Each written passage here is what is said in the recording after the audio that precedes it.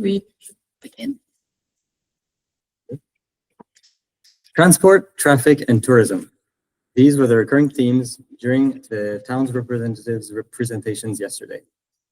Despite being a small town, Banff sees millions of visitors through its gates every year, with averaging 3.5 to 4 million every year, and for the past 10 years.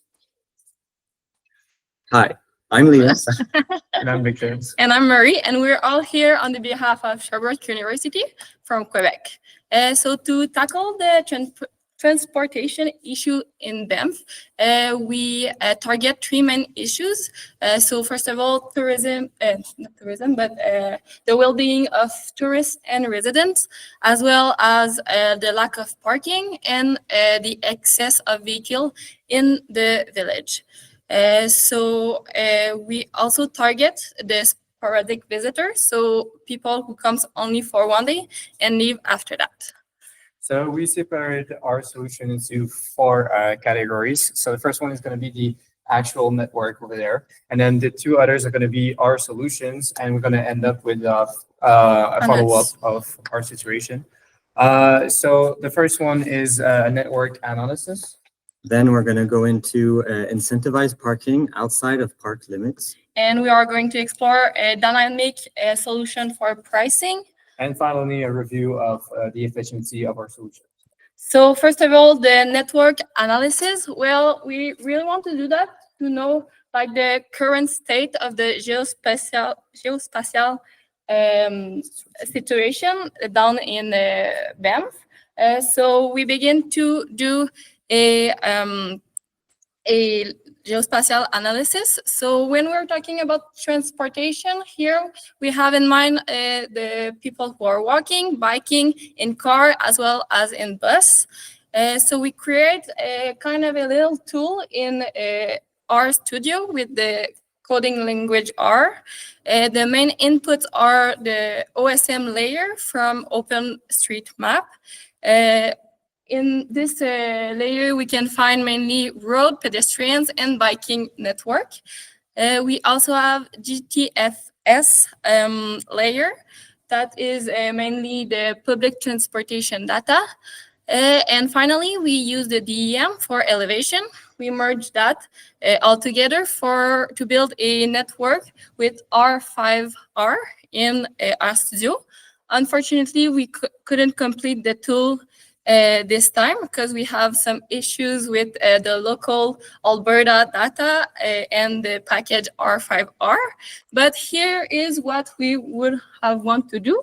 Well, I realize that it's very small.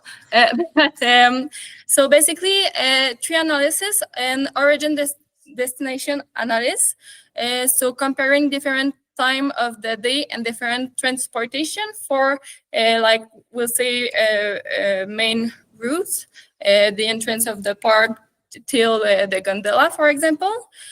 We also would like to do a service area analysis just to evaluate the distance that can be covered from a location within a given time. And finally, a closest facility analysis. The influx of traffic into Banff being really the main problem with the situation over there, we found that the most efficient way to reduce that traffic is by implementing incentivized parking, particularly a multi-story parking outside of the park limits. Now, obviously, we want to maintain like the environment, and like if people go to Banff to appreciate wildlife, they don't necessarily want to have a big parking lot like that's blocking animals and whatnot. So that's what first thing we kept in mind. It was that. So we established some ecological corridors to visualize where the animals cross, and so that we would build elsewhere. Yeah, we would build elsewhere from those zones. And once we identified zones without animals, we would focus on zoning research so that the municipal side of things is okay. Like we don't just put it anywhere. Like anyway, yeah. So ecological corridors and habitat indexes are made relatively quickly using peer-reviewed literature. And with these corridors, we know where not to build and in turn minimize the impact of wildlife. Now, for this example, I used a wolf habitat index because there's wolves in Banff. And this is Banff, by the way. Banff is the top left and then the Canmore bottom right.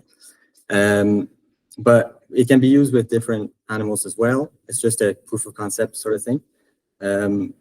So what we're looking at really is we want to put this parking lot in the red areas. So that's where we focused our research. And we looked at potential parcels in the ecological corridors red zones. And we found a parcel that stood out quite well. It's a large area, 58,000 square meters next to a highway exit. It's in Municipal. no, what's the It's Canmore.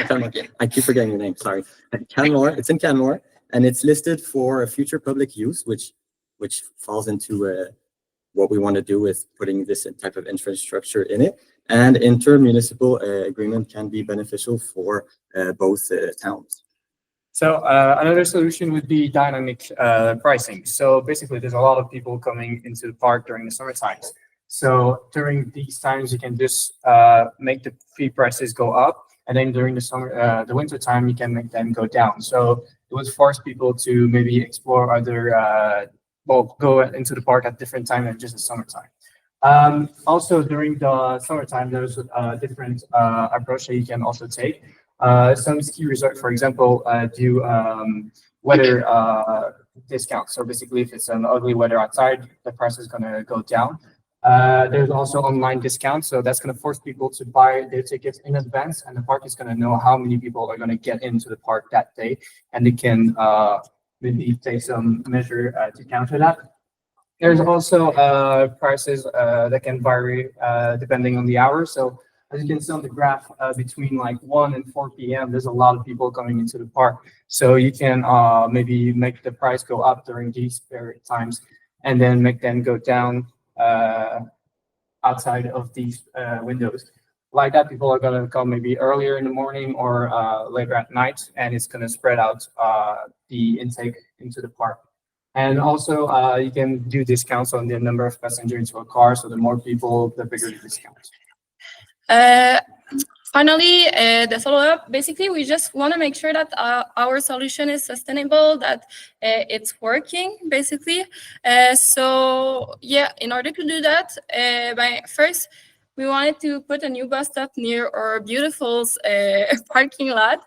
And there is already an existing bus trail between Banff and Canmore, so we will just add this stop in this route.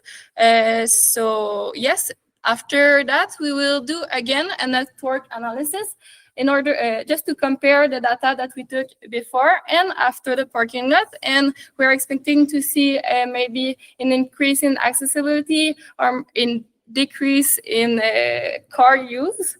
But to know if there is a decrease in car use, we would also like to use the license plate recognition just to keep the count of the car. And I think that's a good in this.